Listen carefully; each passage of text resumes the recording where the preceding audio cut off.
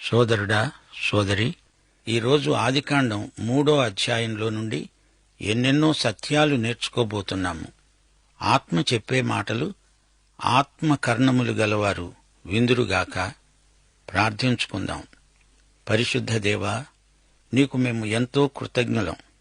సందేశాల ద్వారా అశేష ప్రజలు క్షేమాభివృద్ధి చెందినట్లు, మీ స్పర్శ ద్వారా ప్రజలు ఆరోగ్యవంతులగునట్లు ఈ కార్యక్రమమంతటినీ ఆశీర్వదించి మహిమ పొందుమని యేసుక్రీస్తు వారి దివ్యనామమున ప్రార్థిస్తున్నాము తండ్రి.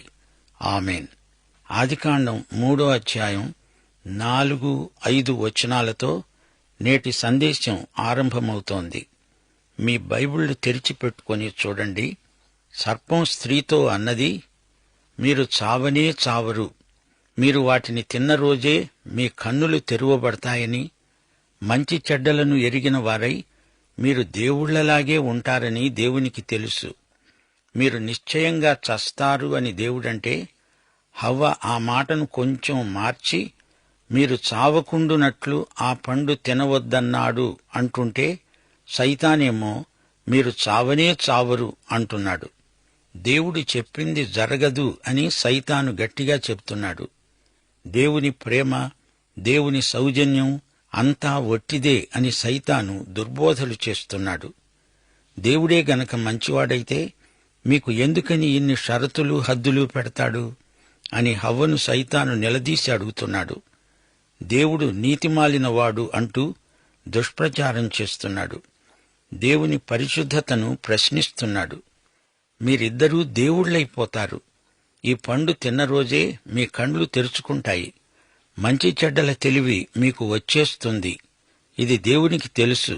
అందుకని మిమ్మలను మోసం చేసి మీకు అబద్ధం చెప్పాడు. దేవుని ఉద్దేశాలు పవిత్రమైనవి కావు. ఇది సైతాను అబద్ధ ప్రచారం. హవ్వ ఏం చేసింది అంటే, దేవుని వాక్యాన్ని కొంచెం మార్చింది, దానికి కొంచెం చేర్చింది. దేవుని వాక్యాన్ని ఈ విధంగా మార్చి దానికి ఏదో చేర్చి తప్పుడు సిద్ధాంతాలను తెచ్చి ప్రజల చేత ఒప్పిస్తున్నారు కొందరు. ఈ రోజున ఇదే తంతు జరుగుతున్నది. అలా చేయటం నేరం అని దేవుడు హెచ్చరిస్తున్నాడు. కొందరి సిద్ధాంతాలు వెర్రితలలు వేస్తున్నాయి. విమత శాఖలు విస్తరిస్తున్నాయి. ఈ రోజున కొందరు ధర్మశాస్త్రం రక్షిస్తుంది అంటారు. ఒక్క విశ్వాసం మాత్రమే చాలదు, దానికి మరింకేదో చేర్చాలి అనే వితండ బోధలు చేసేవారున్నారు. యోహాను 6వ అధ్యాయం 29వ వచనంలో యేసు ప్రభువు స్పష్టంగా చెప్పాడు, ఆయన పంపిన వానియందు మీరు విశ్వాసముంచటమే దేవుని క్రియ. విశ్వాసము ఎంత ముఖ్యమో గ్రహించండి. సర్పం దేవుని మాటలను ఖండిస్తున్నాడు. తన మాటలను దేవుని మాటలకు బదులుగా తెచ్చి బోధిస్తున్నాడు. వారి చేత నమ్మిస్తున్నాడు కూడా. విశ్వాసము అంటే దేవుని మాటకు విధేయులవటమే అని రోమాపత్రిక చెబుతున్నది.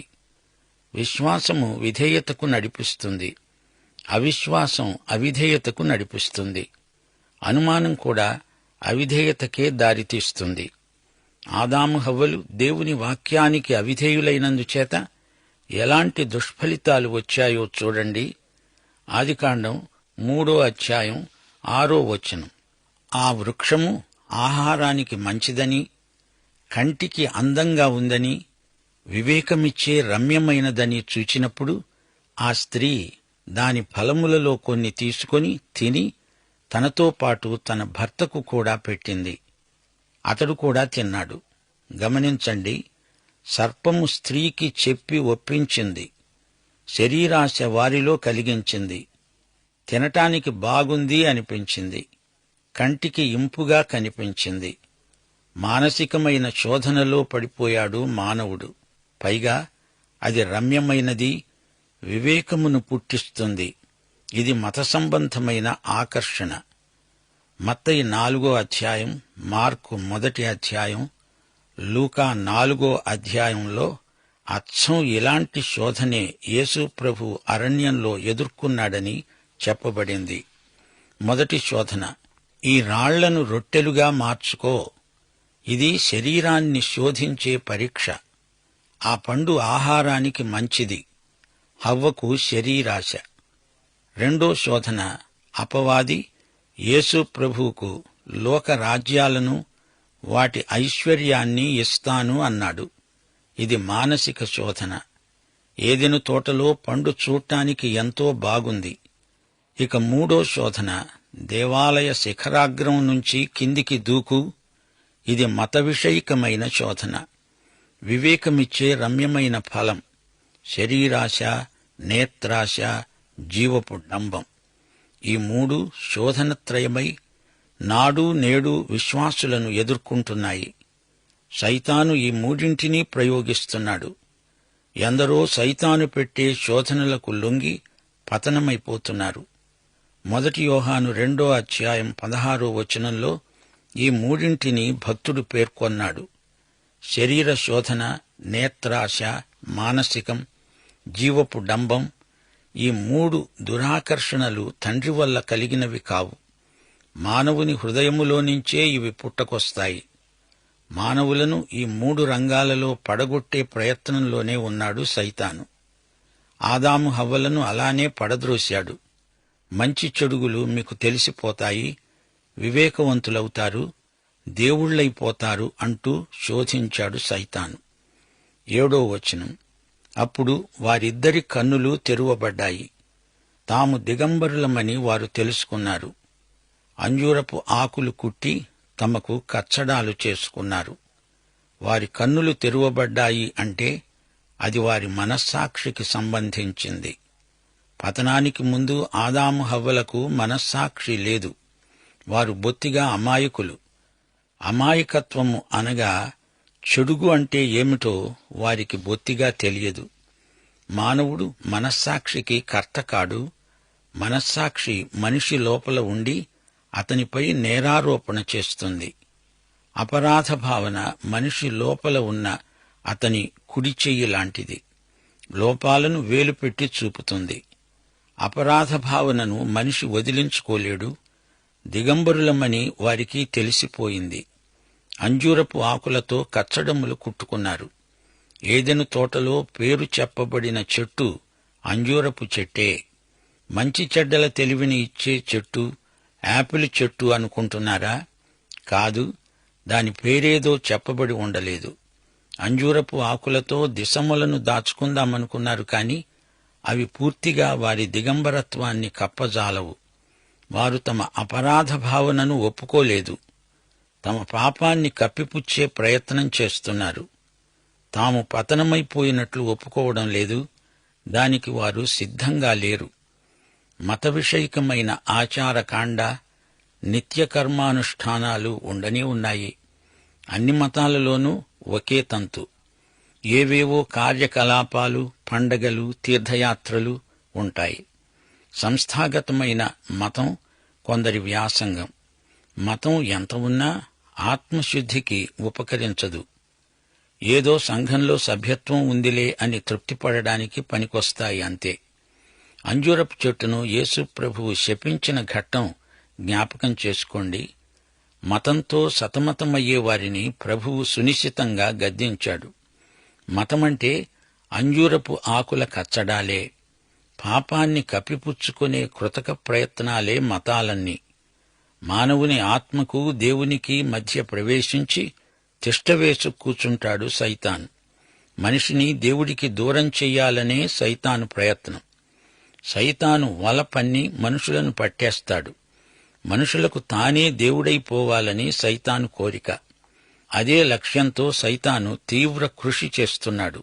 సైతాను ఆదాము హవ్వలను ఏమి చెయ్యాలని పురికొల్పుతున్నాడు? అబద్ధం చెప్పమనే, దొంగతనం చేయమనే? అదేదీ కాదు. దేవుని మాటను నమ్మవద్దని, అనుమానించమని సైతాను ప్రేరేపిస్తున్నాడు. యేసు ప్రభు దగ్గరికి ఒక యువకుడు వచ్చాడు. అతడు ధనికుడు. కాని ప్రభువు మాటను నమ్మలేక విషాదంతో వెళ్లిపోయాడు. సైతాను ప్రజలను శోధించే విధానం ఎలాంటిదో పసికట్టండి. హవ్వ పండును చూచింది, ఆహారానికి బాగుంటుంది అని ఆశించింది. చూడటానికి కూడా ఆ పండు ఎంతో బావుంది. అది తింటే వివేకం అబ్బుతుందని ఆశించింది. ఈ విధంగా గోధుమల మధ్య గురుగులు విత్తుతూ ఉంటాడు సైతాను. బయటి నుంచి శోధనలను లోపలికి రవాణా చేస్తాడు సైతాను. ఆలోచనలను మనిషిలోకి ఎగుమతి చేస్తాడు అపవాది. కాని దేవుని విధానం దీనికి కేవలం భిన్నమైనది. హృదయంలో నుంచి దేవుడు పనిచేస్తాడు. మతం అనేది బయట నుంచి వచ్చి మనిషిని రుద్దుతుంది. దేవుడు మత ప్రమేయం లేకుండా పనిచేస్తాడు. ఆధ్యాత్మికం అయింది నిజంగా మతానికి అతీతమై ఉంటుంది. క్రైస్తవం అనేది మతం కాదు. క్రైస్తవం అంటే క్రీస్తే. మతాలు ఎన్నో ఉన్నాయి. మతాలేవీ చెప్పలేని మాట యేసు ప్రభువు చెప్పాడు. కొత్తగా జన్మించండి. బాహిరంగా భక్తిని నటించే మతగురువులను ఉద్దేశించి ప్రభువు అన్నాడు, పాత్రలో శుద్ధి ఉండాలి. పైపైన ఎంత తోమితే ఏమి ప్రయోజనం? సున్నం కొట్టిన సమాధులు మీరు. బయటికి తెల్లగా అందంగా కనపడతాయి. అలంకారాలు, పూలు, బుక్కాయి వాటికి చేరుస్తారు. అయితే లోపల కంపు, మృతుల ఎముకలు. ఎలాంటి చిత్తరువు ఇది! ఆదాము హవ్వల వ్యవహారం చూడండి. తమ పాపాన్ని ఒప్పుకోకుండా కప్పిపుచ్చుకుంటున్నారు. అంజూరపు ఆకుల కచ్చడాలు కుట్టుకుంటున్నారు. ఇదేమన్నా దర్జీ పనే? ఏదో కొత్త తరహా దుస్తులా? అంజూరపు ఆకుల నాగరికత ఈ రోజున కూడా ప్రవర్తిల్లుతున్నది అనటానికి మేము ఎంతో చింతిల్లుతున్నాము. హృదయంలో ఉన్న పాపాన్ని కప్పిపుచ్చుకునే కృత్రిమ ప్రయత్నాలే ఇవన్నీ. 8-9 వచనాలు. చల్లపూటను ఆదాము అతని భార్య తోటలో సంచరిస్తున్న దేవుడైన యెహోవా స్వరం విని దేవుడైన యెహోవా ఎదుటికి రాకుండా తోట చెట్ల మధ్య దాక్కున్నారు. దేవుడైన యెహోవా ఆదామును పిలిచి అన్నాడు, నీవు ఎక్కడున్నావు?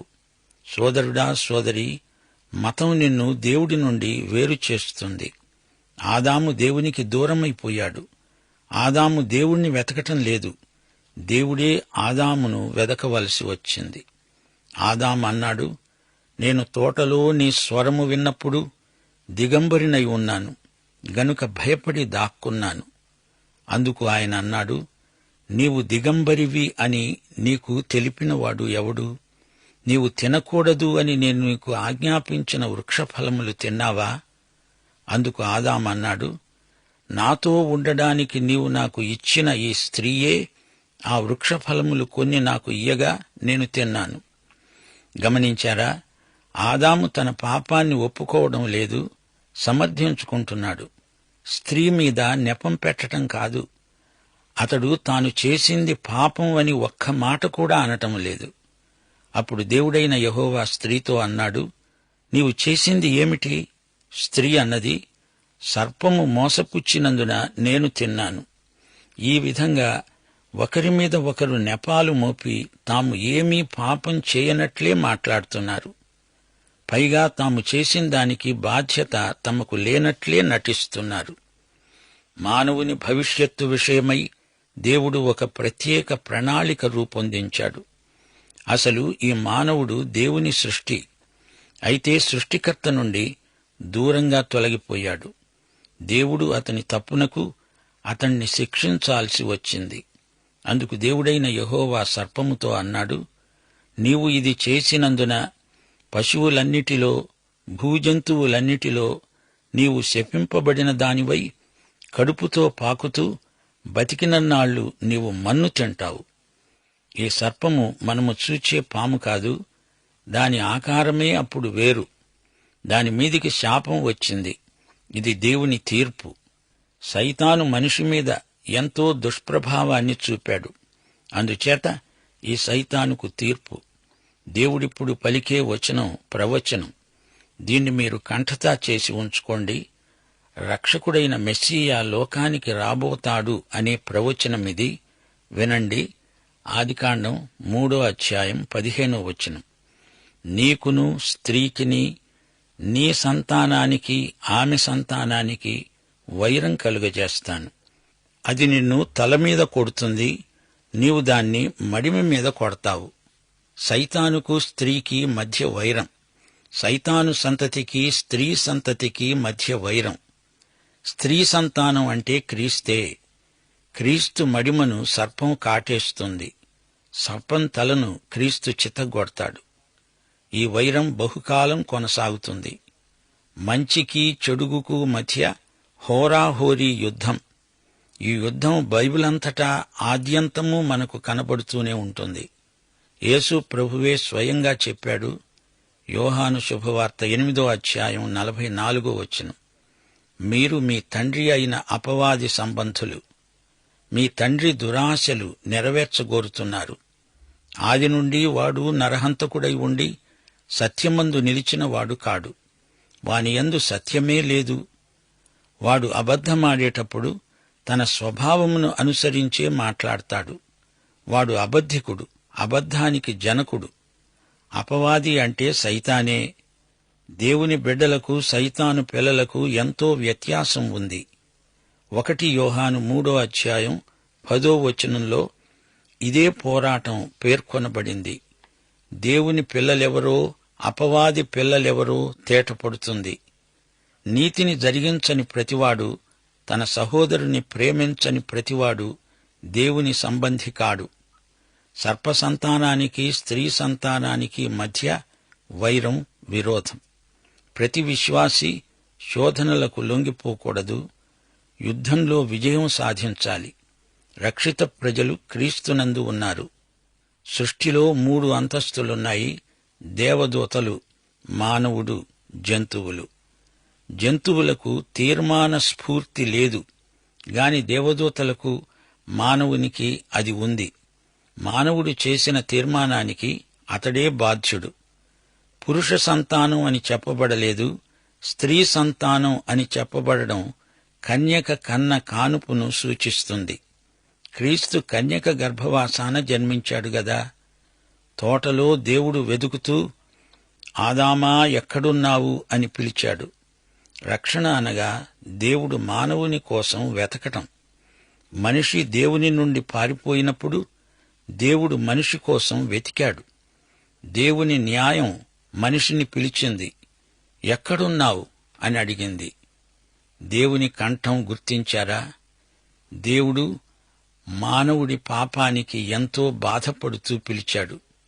దేవుని పిలుపులో ప్రేమ తొణికిసలాడుతున్నది.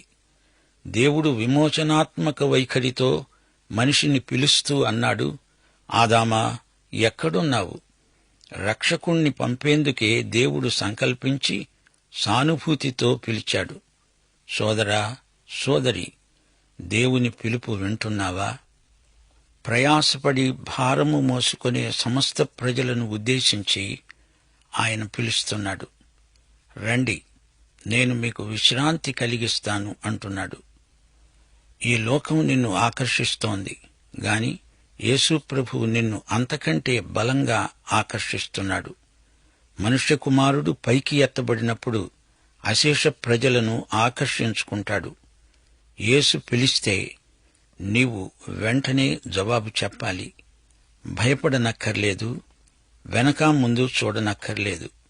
తనను ఎందరు అంగీకరించారో వారికందరికీ, అనగా యేసు నామమందు విశ్వాసముంచిన వారికి దేవుని పిల్లలవడానికి ఆయన అధికారం అనుగ్రహించాడు. దేవుని పిల్లలమని పిలువబడునట్లు ఆయన మనకు ఎట్టి ప్రేమ అనుగ్రహించాడో ఒక్కసారి చూడండి. ఇది మానవ ప్రేమ కాదు. ఇది ఇచ్చి పుచ్చుకునే ప్రేమ కాదు.